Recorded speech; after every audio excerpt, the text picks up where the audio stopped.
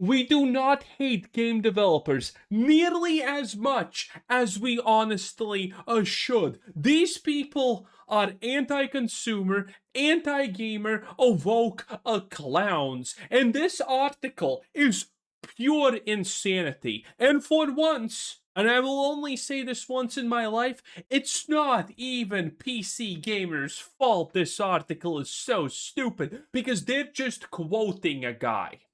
Now, you maybe have already read the title of this, and you're thinking, Quasar, you're overreacting. Well, let me give you a little bit of context that's gonna blow your mind right now. That this doesn't mention. Id Software producer says you'll never get another World of Warcraft or Morrowind in the current climate in the wake of the Xbox layoffs.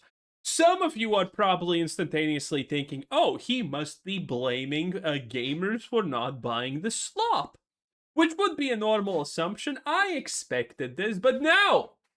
No, it's worse. Spoiler alert a little bit, but this guy's talking about communism. Yes, this guy's literally blaming the fact that we're not under communism for not getting another World of Warcraft or Morrowind. I feel like I'm losing my mind with these people. I told you the layoffs weren't enough, sweet summer child. Clearly not enough. Oh, let's get into this, shall we? These large publishers and monopolies have proven themselves terrible stewards. No one's forcing you to work with these large publishers and monopolies. You put yourself in these situations, by the way, small stupid studios, because of greed, by the way. So you can't even honestly blame Xbox for the fact that a bunch of small companies wanted money in exchange for losing their rights. This is probably the only time I'm gonna defend a giant publisher or a studio like Xbox or Sony.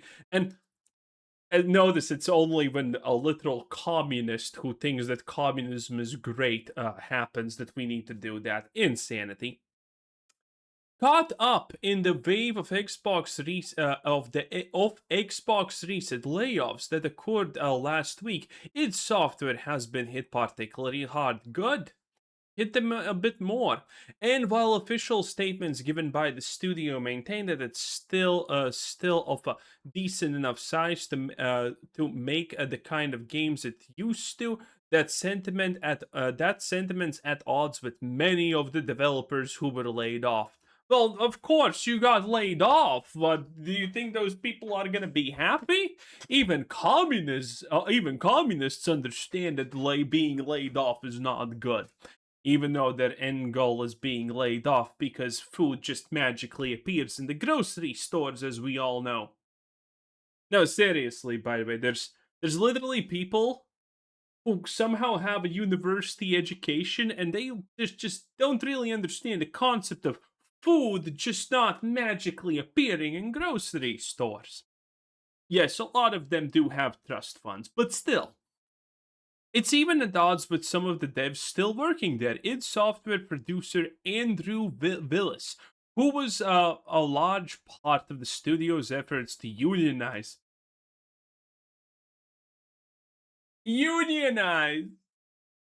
Back in 2025 has made a series of posts on LinkedIn. Yes, the place where only the most special. LinkedIn is like the second Reddit at this point. The insanity, the out of touch of reality shit you see there is just off the wall, which are still understandably furious despite the studio's official stance that things aren't all ruined.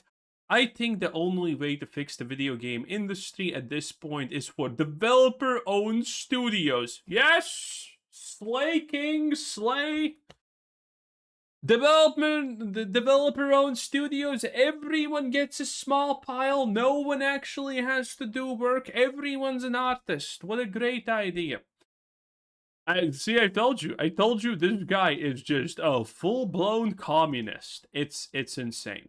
To start rising from these studios' closures and layoffs. So how is this gonna happen? Is everyone just gonna work for free? Or well, what's the plan here?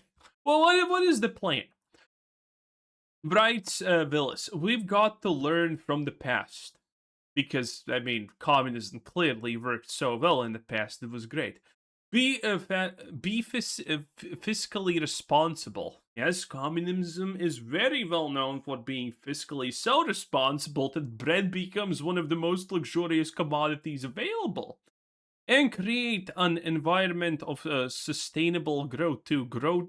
By the way, all of this is literally just we should all come together as a community and farm the food a lot type of shit. Throughout growth should be a byproduct of success, not a goal in of itself. Yes, yes. Let's just do nothing, not try, not attempt anything, and it's just gonna work out. Don't worry about it. Again, wild fucking article. A return to growth was, after all, mentioned in Xbox CEO Asha Sharma's announcement. We will return to growth in 2027, Sharma said. Mind that was also the same post that announced that there'd be 1,600 layoffs happening by 2025. But hey, it's pretty standard tagline for most big businesses. Something to keep the shareholders happy. Either way, Willis remains unimpressed. Oh man, the communist remains unimpressed, boys. What are we ever gonna do about this situation? It's the only path forward I can see. I bet it is. I would also say that that's part of the issue. And these large publishers and monopolies have proven themselves terrible stewards and somehow even worse financial managers.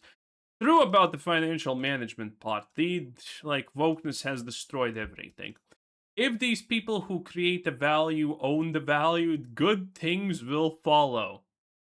I mean, I get what he means by this, but theoretically, under capitalism, this already is happening. The people who own the value get the value.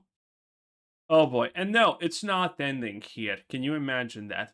In the follow-up post, Willis added, the games industry must change if it is going to create art and franchises that have long-term sustainable value.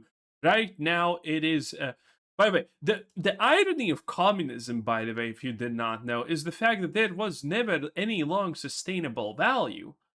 Under communism, the operations of your typical business are just fulfill the quota however the hell do you want it. Because there's nothing else but a quota. And that leads to a lot of stupid decisions and bad things. Right now, it feels like the monopolies that control it are simply trying to extract as much goodwill and value that look that decades that took decades to build as they can with little concern for the diminishing returns it's leading to. Yes, these companies do not have a lot of concern through for what's going to happen in the future. For that, he's right on that, as you can as hard as that is to imagine.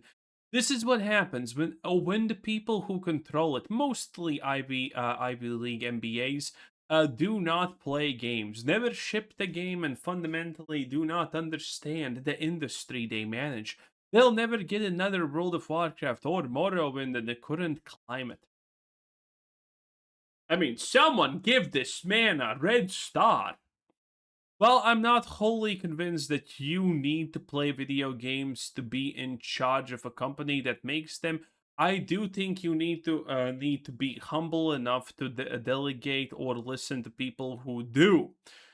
Effectively, this guy's, by the way, seemingly just probably pissed in reality that no one's listening to him enough. Which is a strange thing in communism where everyone's equal, that somehow you have the better opinion than your comrade. Huh, huh, huh, huh. Interesting, is it not? And humility is clearly rare within the executive suite. You know where else it was rare? Up the top in communism, even though, again, everyone was equal for some reason. I also agree with Willis' assessment that you probably won't get another World of Warcraft in this climate.